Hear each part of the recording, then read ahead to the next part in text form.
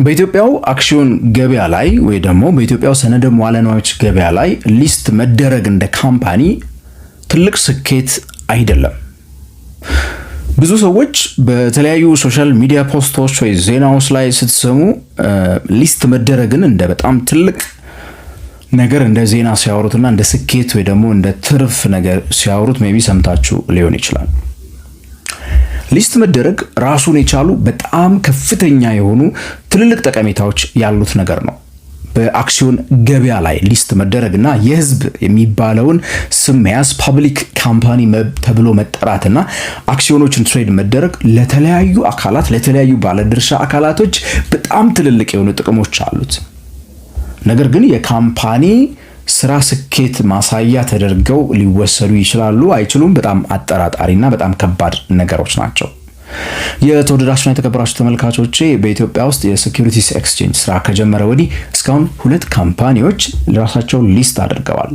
ከዚህ ጋር ተያይዞ ብዙ የተለያዩ ነገሮች አሉና አንዳንድ ነገሮችን እያጠራን በዛሬ ቪዲዮ ለመመልከት እንፈልጋለን። ይህ ንጋት ፖስት ነው። ታዲያ ስለ ፋይናንስ እና ካፒታል ማርኬት ስለ ቢዝነስ ሁሌ እናወራለን። ቻናሉን ሰብስክራይብ አድርጉ፣ የዶል ምልክቷንም አብሩ።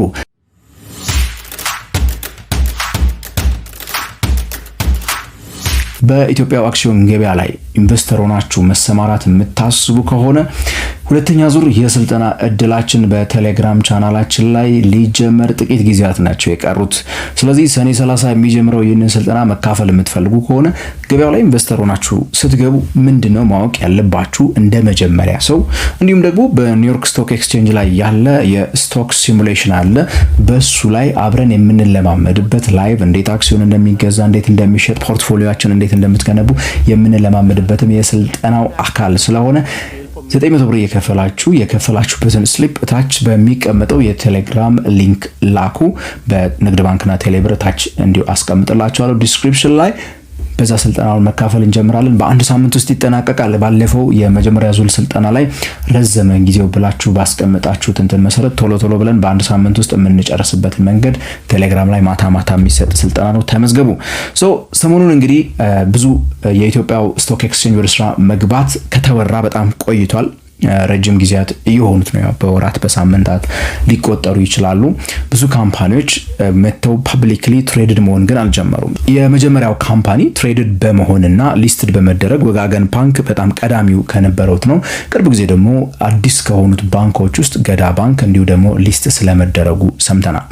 ግን ያው የኢትዮ ቴሌኮምም ሊስት ይደረጋል ተብሎ እየተጠበቀ ነው። አክሲዮኑን የገዙ ሰዎች ግን ያው እስካሁን ድረስ አክሲዮናቸው እንኳን ሬጂስተር አልተደረገላቸውም፣ አብዛኛዎቻችን ማለት ነው። እኔ እስካሁን አልደረሰኝም። ኤኒዌይስ at the end of the day ላውራ የፈለኩት ዛሬ እኔ ካምፓኒዎች በኢትዮጵያው ሴኩሪቲስ ኤክስቼንጅ ላይ በኢትዮጵያው አክሲዮን ገበያ ላይ ሊስት መደረጋቸው በጣም ትልቅ ጠቀሜታ አለው። የራሱ ደግሞ ድሮባኮች አሉት፣ የራሱ ደግሞ ጉዳቶች አሉት ለካምፓኒዎች። እነሱን ባጭሩ ላውራ ብዙ ነገር ሳልዘበዝ ማለት ነው። በመጀመሪያ ደረጃ ጥቅሞቹን እናንሳ። ጥቅሞቹን ስናነሳ ካምፓኒዎች ወደ ሴኩሪቲስ ኤክስቼንጅ ላይ በሚመጡበት ሰዓት በሴኩሪቲስ ኤክስቼንጅ ላይ መጥተው ራሳቸው ሊስት በሚያደርጉበት ሰዓት አዳዲስ ካፒታል ሬዝ ማድረግ በሚፈልጉበት ሰዓት በቀላሉ ካፒታል ሬዝ ማድረግ እንዲችሉ እድሉን ይሰጣቸዋል። የዴት ካፒታል ወይ ደግሞ የኢኩዊቲ ካፒታል የምንላቸውን ድርሻ ሰነድ ወይ ደግሞ ዕዳ ሰነዶችን በመሸጥ ለስራቸው የሚያስፈልጋቸውን በቀላሉ የማያገኙት የነበረውን ካፒታል እንዲያገኙ እድል ይፈጥርላቸዋል። ይሄ አንዱ ጥቅሙ ነው።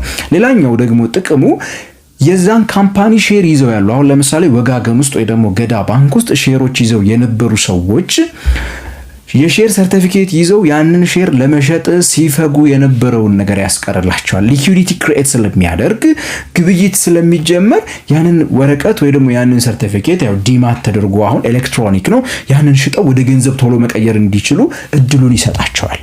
ይሄ በጣም ሌላው ትልቁ ጥቅሙ ነው ብዬ ላነሳ እችላለሁ። ግን በሌላ መልኩ ደግሞ እነዚህኑ ነገሮች ወስዶ ደግሞ ጉዳት ሊያደርግ የሚችልበትን መንገድ ደግሞ ላሳያችሁ። ኢን ጀነራል ግን ካምፓኒ ሊስት ተደረኩኝ አይ ዶንት ኖ እንግዲህ ስኬት ነው አይደለም። እስቲ እናንተ አስተያየትና ጥያቄያችሁን ኮሜንት ላይ ጻፉልኝ። ምን እንደሚመስላችሁ እናንተም ንገሩኝ። ግን አንድ ካምፓኒ ሊስት ተደረገ ማለት አሁን ሊስት በምታስደርጉበት ሰዓት በተለይ አሁን ባለው ሁኔታ ካፒታል መሰብሰብ ላይ በባንኪንግ ሴክተር ላይ ያለውን ሁኔታ ልንገራችሁ። አብዛኛዎቹ ባንኮች ካፒታላቸውን አሳድገው ይሄን አድርገናል ካሉ ላለፉት ረጅም ዓመታት 3 4 5 ዓመታት የተባለውን ትሬሾልድ መምታት አቅቷቸው በጣም ተቸግረዋል ኦልሬዲ። ያ ማለት መጀመሪያ ላይ ያነሳውላችሁን ጥቅም ሊያጣፋው ነው። ባንኮች ላይ ሰዎች ኢንቨስት እያደረጉ አይደለም አሁን ባለው ሁኔታ። አብዛኛዎቹ ባንኮች ትርፍ ክፍፍል በሚያደርጉበት ሰዓት ሼርሆልደሮቻቸውን አሳምነው በቃ ዘንድሮ የተከፋፈለችውን ትርፍ እንደምንም አድርጋችሁ መልሱና እኛ ላይ ሪኢንቨስት አድርጉ አትውሰዱ ብለው አሳምነው ነው ካፒታላቸውን ትንሽ እንኳን እየጨመሩ ያሉት። 2026 ከመድረሷ በፊት አሁን ማለት ነው የፈረንጆቹ 2026 በብሔራዊ ባንክ የተቀመጠው 5 ቢሊዮን ብር የካፒታል መጠኑን መሙላት ያቃታቸው ባንኮች በ10 የሚቆጠሩ ናቸው፣ 1 እና 2 አይደሉም። ምክንያት ፐብሊኩ ኢንትረስቱ አለ። ለምሳሌ ትልልቆቹ ባንኮች ላይ ስቲል ካፒታሉን እያሳደገ ሊሆን የሚችልበት እድል እንዳለ አስባለሁ። ነገር ግን እነዚህ ላይ እየረጫ አይደለም ገንዘቡ። ያ ማለት ሰዎች ኢንትረስት ከሌላቸው አሁንም ቢሆን ካፒታል ማርኬት ላይ ስቶክ ማርኬት ላይ ስላላችሁ ብቻ ሰዎች አይገዟችሁ። ሊኩዊዲቲውን ቅድም ያልኳችሁን ገዢና ሻጭ ሊበዛ የሚችለው ቅድም ያልኳችሁ ቀድመው አክሲዮን እጃቸው የነበሩ ሰዎች ወደ ገንዘብ ቶሎ የመቀየር ፍላጎት ያላቸው ሰዎች ለመሸጥ በሚመጡበት ሰዓት ይቸገራሉ። አንዱን አክሲዮን እነሱ በገዙ ሰዓት 1000 ብር ከፍለው ገዝተውት የነበረ ከሆነ ምንም አይነት የኢንቨስተር ፍላጎት የሌለው ካምፓኒው ትርፉ ያን ያህል አመርቂ ያልሆነ ከሆነ ሰዎች ላይገዟቸው ይችላሉ ጭራሽ።